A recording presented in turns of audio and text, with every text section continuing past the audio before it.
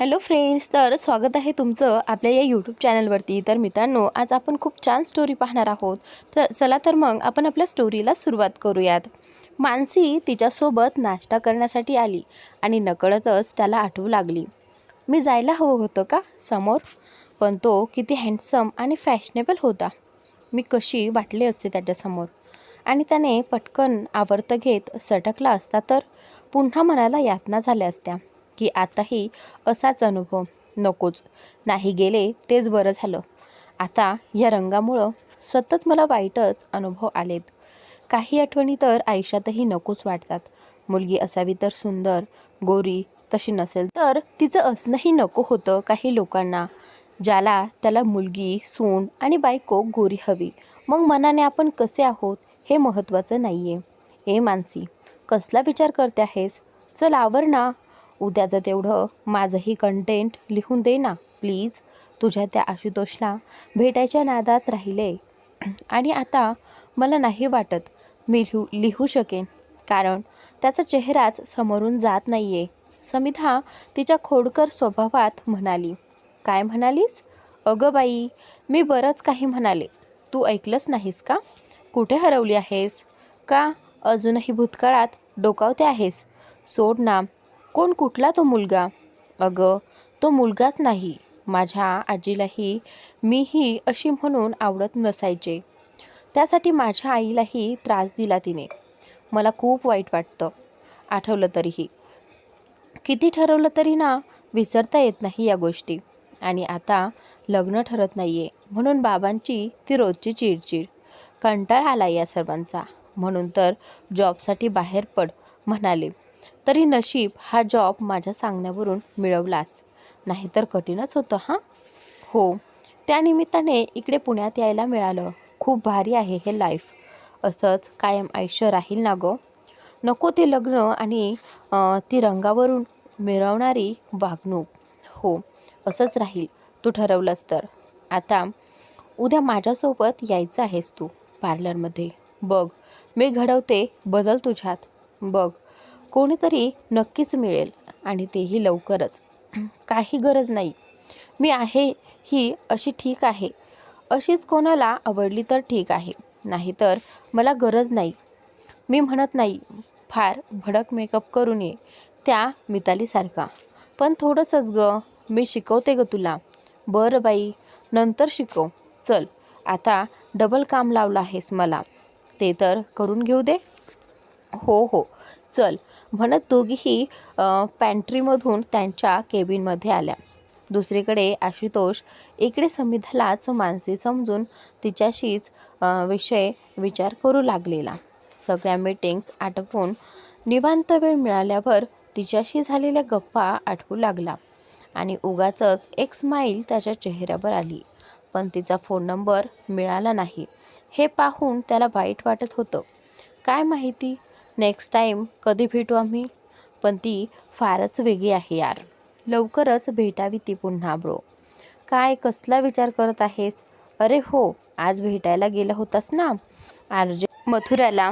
कशी आहे रे ती? ओ, आता लक्षात आलं. तिच्याच विचारात असशील. नाही, निशांत त्याचा सावत्र भाऊ, 2 वर्षांनी लहान, त्याला विचारत पाहून म्हणाला. अरे, यू वॉन्ट बिलीव? वाटलं होतं त्याहीपेक्षा दिसायला सुंदर होती. आशुतोष म्हणाला. ओ, म्हणजे तुझं काही खरं नाही तर? निशांत मिश्किलपणे म्हणाला. गपरे, अजून असं काही नाही आहे. एकदा दोनदा भेटून तर दे. आशुतोष म्हणाला. मग बोलून टाकतोस की काय लगेचच? हो, म्हणजे मी ठरवतोय आता. पण तिला काय वाटतं, ती काय विचार करते हे तर पाहावं लागेल ना. यू नो ना, ती आजी लग्नासाठी मागं लागली आहे. ओ, म्हणजे तू खरंच सिरियस आहे तिच्या बाबतीत? तुला ती नाही म्हणेल असं शक्यच नाही आहे. आमचा ब्रो आहेच एवढा खास आणि रायझिंग बिझनेसमॅन. मग तर शक्यच नाही. इथे सगळ्या मुली मरतात तुझ्यावर, तुझ्याशी मैत्री करायला.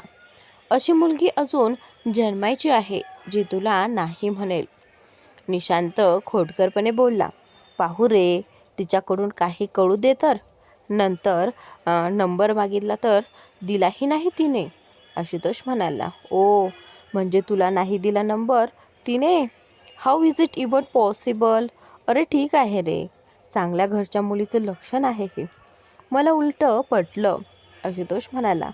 आता पटणारच ना तुला, म्हणत निशांत हसू लागला. बरं बाबा, आता चल, उद्या ना क्लायंटच्या सोबत मीटिंग आहे, त्याचं प्रेझेंटेशन बनवायचं आहे. आशुतोषने मनातील विचार झटकून कामाकडे वळवलं आणि दोघं मिळून प्रेझेंटेशन बनवू लागले. संध्याकाळी मानसी आणि समिधा स्टुडिओतून घरी जायला निघत होत्या. तेवढ्यात शिव आवाज देत आला. तर त्यानंतर आता इथे समिधा जी आहे ती म्हणते की वेट, सरांना तुझ्याशी थोडं बोलायचं आहे उद्याच्या प्रोग्रामबाबत. ओ, आत्ता? म्हणत तिनं मानसीकडे पाहिलं. बरं ठीक आहे, तू थांब, मी पुढं जाते. जाताना काही भाजीसाठी घ्यायचे, मला जावं लागेल, मानसी म्हणाली. ऑटो नाही तर 6 सीटर घेईन ग, तू नको काळजी करूस, तू ये स्कूटीवरून, मानसी म्हणाली. त्यानंतर ओके म्हणत आता ती पण कशी जाईल? ओके, नीट जा, समिधा म्हणाली आणि आतमध्ये निघून गेली. त्यानंतर मानसी ही रोडवर ऑटोसाठी थांबली होती. आज MG रोडवर नेहमीपेक्षा कमीच ट्रॅफिक होतं, पण रोडवर एकही ऑटो थांबत नव्हती. जवळजवळ 15 मिनटं झाली तरीही तिला ऑटो मिळाली नव्हती. ती हात करून एका क्षणाला वैतागली होती. तिला खूप कंटाळा आला होता. आता बराच वेळ ती तिथे थांबली होती. तर आता समोरूनच अचानक गाड्यांना चुकवत एक मुलगा धावतच निघाला होता आणि त्याच्याकडे पाहत असलेली ती काय होतंय हे लक्षात येण्याच्या आतच त्याला चुकवण्याच्या नादात ती साईडला उभी असतानाही एक कार तिच्या दिशेने अचानकच आली आणि तिला येऊन धडकली. ती तिथेच पडली. धक्का एवढा जोरात नव्हता, पण तिच्या कोपऱ्याला लागलं होतं. सगळेजण अचानक तिच्या भोवती जमा झाले आणि कारमधून नेमकं आशुतोष आणि निशांत उतरले. ओ सॉरी, तुम्हाला जास्त लागलं नाही ना? आशुतोष तिच्या जवळ येत म्हणाला.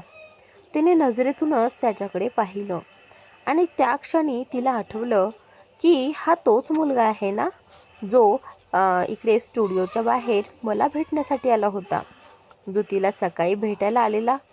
नाही, मी ठीक आहे, ती तिच्या गोड आवाजात म्हणाली आणि उठू लागली. आशुतोषला तिचा तो आवाज ओळखीचा वाटला, पण त्याच्याकडे लक्ष द्यायला त्याला वेळ नव्हता. तिच्या कोपऱ्याला झालेल्या जखमेकडे त्याचं लक्ष गेलं. आशू ब्रो, यांना तर लागलंय रे, निशांत काळजीने म्हणाला. ओ, बघू. अहो, रक्त येतंय. सॉरी हां मॅम, मी दवाखान्यात नेतो तुम्हाला, प्लीज आमच्यासोबत चला, म्हणत आशुतोषने त्याचा रुमाल काढून तिच्या कोपऱ्यावर बांधू लागला. अहो, राहू द्या ना. नाही, एवढं काही नाही, त्याची काही गरज नाही आहे, ती संकोचत म्हणाली. अहो मॅम, डोंट वरी, आम्ही नेतो तुम्हाला दवाखान्यात, चला, म्हणतच आता निशांतनेही तिच्या हाताला धरलं आणि तिला कारमध्ये बसायला सांगितलं. हो नाही करत ती कारमध्ये पाठीमागच्या सीटवर बसली. कारमध्ये आय एम सॉरी सर, तो मुलगा मध्येच धावत आला, त्यामुळे ड्रायव्हर बोलत होता. इट्स ओके, पुढच्या वेळी लक्षात ठेव आणि आता जाताना जे हॉस्पिटल लागेल तिथे थांबव, आशुतोष शांत स्वरात म्हणाला. हो सर. ड्रायव्हरने कार सुरू केली. ती मात्र खूपच अवघडल्यासारखी बसली होती. आरशातून नकळत समोर पाहिलं तर आशुतोष दिसत होता. तो फोनवर काहीतरी काम करत होता, पण तिला कमालीची अस्वस्थता जाणवत होती. बापरे, याच्याच कारने का व्हावं हे असं? याच्याच कारमध्ये बसावं लागलंय. काय ठरवलंय नक्की नियतीने? ती मनात विचार करत होती. एवढ्यात तुम्ही जॉब करता का? निशांतने विचारलं. हो, मी आर्ज आहे, सवयीप्रमाणे तिच्या तोंडून निघून गेलं. ओ आशू ब्रो, पाहिलंस, यासुद्धा आर्ज आहेत. काय सांगतोस? म्हणजे कुठे? इथेच का? आशुतोषने थोड्या उत्सुकतेने विचारलं. हो, ती म्हणाली. हो का? मग तुम्ही ओळखत असाल ना RJ मानसीला? मानसी? तिचं नाव ऐकून ती दचकली. निशांतने सहजच विचारलं, पण आशुतोषने मात्र फोन बाजूला ठेवत निशांतला शांत राहायचा इशारा केला आणि मागे वळून पाहिलं. ती आणखीनच कॉन्शियस झाली होती. हो, ती थोडी अडखळत म्हणाली. तुमचं नाव काय मग? आशुतोषने विचारलं. मी समिधा. ती चेहऱ्यावर एक खोटं हसू आणत म्हणाली. आता मानसी इथे आशुतोषला खोटं बोललेली आहे आणि मनातली भीती लपू लागली आहे. ओह, मी आशुतोष. हा माझा भाऊ निशांत. मी आज सकाळीच आलो होतो आरजे मानसीला भेटायला, पण तुम्ही दिसलात नाही मला. ओ हो का? हो, मी आत असेन कदाचित. ती खाली पाहत म्हणाली. सर, दवाखाना आलाय. एवढ्यात ड्रायव्हर म्हणाला. आशुतोष आणि निशांत कारमधून उतरले आणि तीही त्याच्या मागोमाग उतरली. ती घाबरतच त्या दोघांच्या मागे चालत होती. मध्येच कल्टी मारावी का असंही तिच्या मनात येऊन गेलं. पण एवढ्यात आशुतोषने मागे वळून पाहिलं.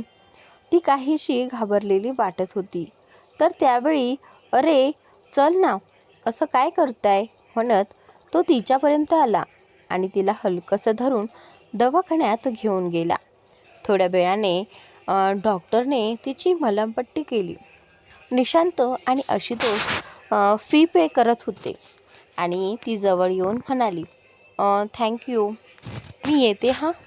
हो मॅम, मी सोडतो तुम्हाला घरी, आशुतोष तत्परतेने म्हणाला. त्यावेळी आता ती मानसी बोलली की नाही, मी जाईन, माझं थोडं काम आहे. कसलं काम?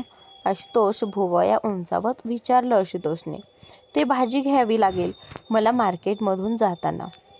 आणि ओह एवढंच ना? निशांत म्हणतो. जाताना भाजी मार्केटमध्ये थांबव. त्याने निशांतला खुणावलं. तर आता इथे ओके, निशांत म्हणाला. तर ती मात्र तोंड वळवत डोळे मिटले. अरे यार, काय चाललंय हे?